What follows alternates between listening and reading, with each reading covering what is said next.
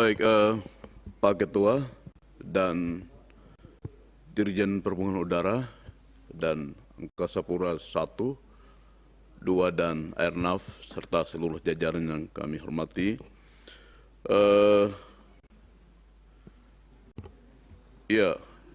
Memang di tengah-tengah situasi mewabahnya pandemi COVID-19,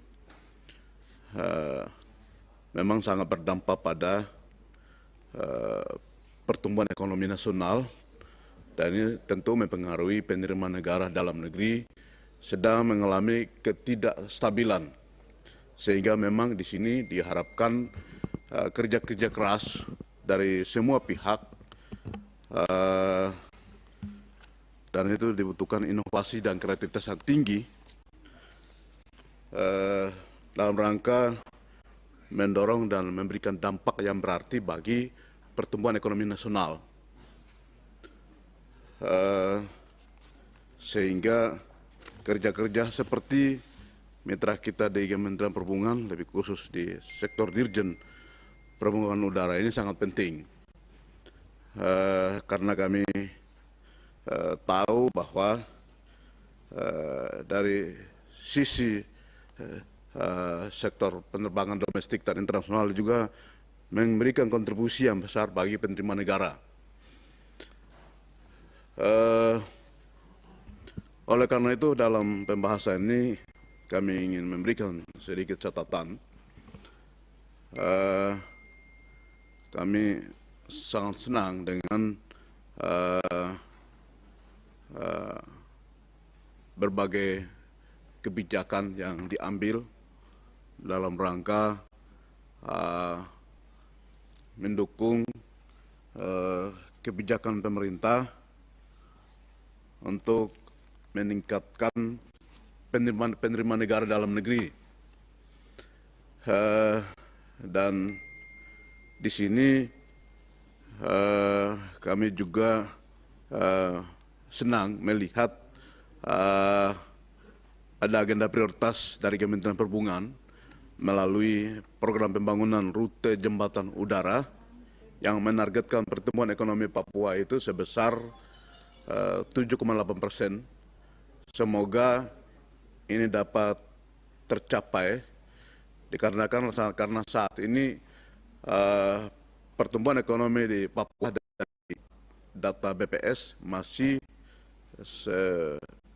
kecil sebesar 2,32%. Dan demikian juga dengan target penurunan kemiskinan Papua sebesar 7,8%. Semoga ini dapat tercapai juga dikarenakan saat ini tingkat kemiskinan di Papua itu dari data BPS masih 2 digit sebesar 26%. Kalau kami melihat paparan seperti yang disampaikan tadi, itu sepertinya baru menyusun dokumen perencanaan keselamatan penerbangan nasional 2021-2022.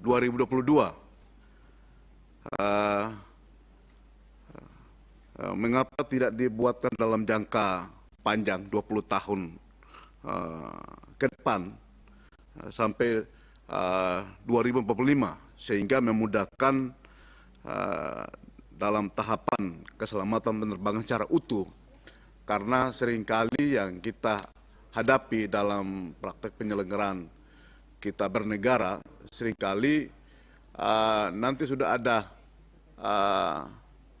sudah katakanlah seperti dalam kebijakan mendukung pengembangan wilayah pemukiman warga. Penduduk sudah ada pemukiman, sudah mulai padat, mulai pemerintah mulai berpikir untuk bagaimana lakukan relokasi dan juga menyusun RT/RW.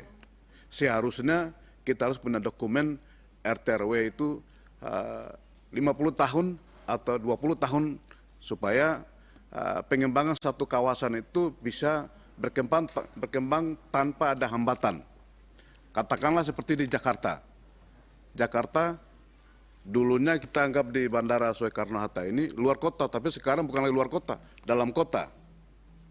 Sehingga Presiden ke-7 hari ini, Bapak Insinyur Haji Joko Widodo mengangkat kembali sejarah para pendiri bangsa, Bung Karno, untuk mengangkat kembali Indonesia sentris itu, tapi kami juga temukan banyak peringatan-peringatan dan kontra dengan ide besar ini.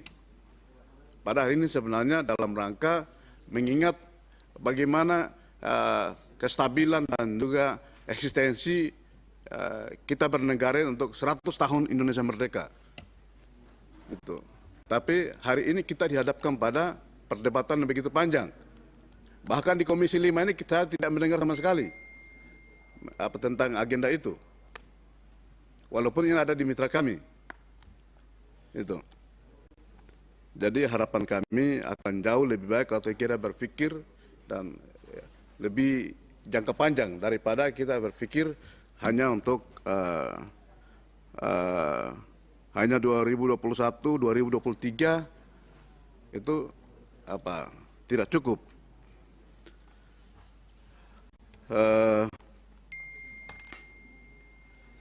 Sehingga memudahkan dalam tahapan keselamatan penerbangan secara utuh.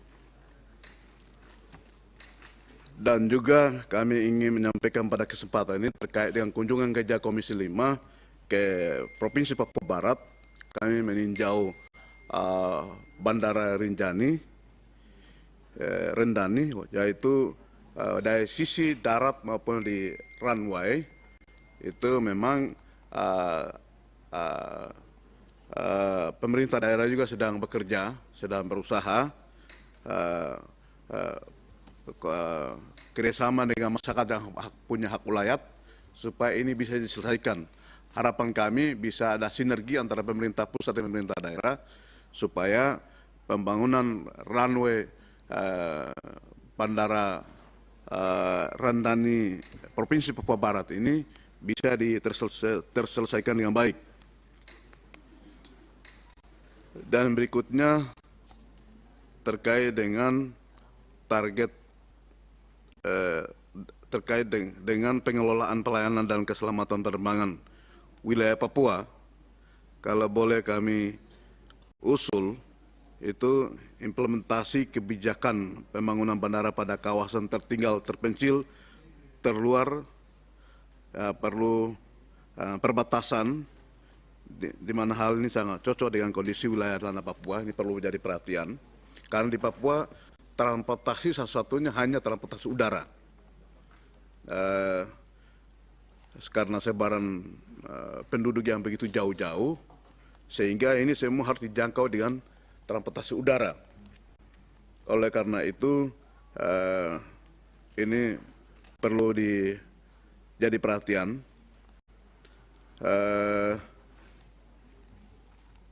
Dan juga terkait dengan kebijakan atau instruksi Presiden tentang tol udara di Papua itu bisa diperhatikan, karena apakah tol udara ini memberikan dampak tidak dalam rangka menjawab hambatan-hambatan yang dihadapi oleh penyelenggara di daerah. Penyelenggara di daerah sana sering dihadapkan pada hambatan kultural, hambatan geografis, juga hambatan keterisolasian, sehingga semua harus terhubung dengan transportasi udara. Karena itu pada kesempatan kami sampaikan juga bahwa terkait dengan program tol udara yang sudah berapa tahun berlangsung ini, apakah memberikan dampak yang berarti bagi daerah atau tidak dalam rangka menurunkan tingkat kemahalan. Karena masih ditemukannya defisit infrastruktur dan ketersediaan daerah ini juga mempengaruhi tingkat inflasi yang begitu tinggi dan berdampak pada tingkat kemahalan barang dan juga tiket. Karena itu pemerintah telah memberikan kemudahan melalui kebijakan tol udara, tapi tol udara ini apakah memberikan dampak yang berarti bagi daerah atau tidak? Gitu. Jangan sampai begitu Presiden kunjungan ke sana, berikan dampak, tapi setelah berapa waktu kemudian Presiden balik ke Jakarta udah kembali normal lagi.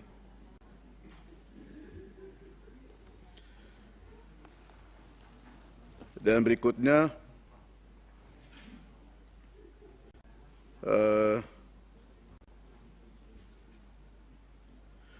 perlu juga perhatikan terkait dengan angkutan udara perintis yang sudah ada di wilayah Papua. Dalam hal peningkatan keselamatan dan keamanan transportasi udara, di mana kira-kira ini juga banyak ada sejumlah peristiwa yang mengganggu keamanan penerbangan di Bandara Udara wilayah Pegunungan Tengah.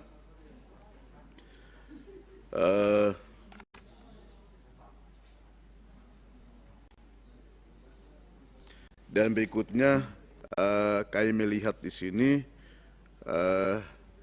pandemi COVID mulai melanda Nusantara ini sejak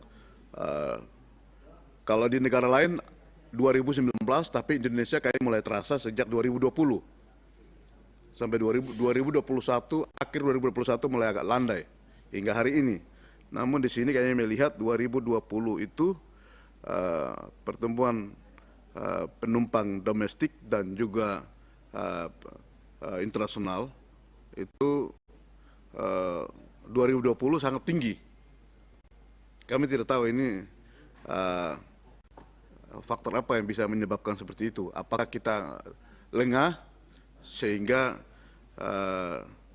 bisa terjadi seperti itu, walaupun waktu itu kami tahu berapa kali ada kebijakan lockdown yang ditetapkan oleh pemerintah. Tapi kami lihat di sini 2020 baik di domestik maupun internasional itu masih tinggi daripada 2021.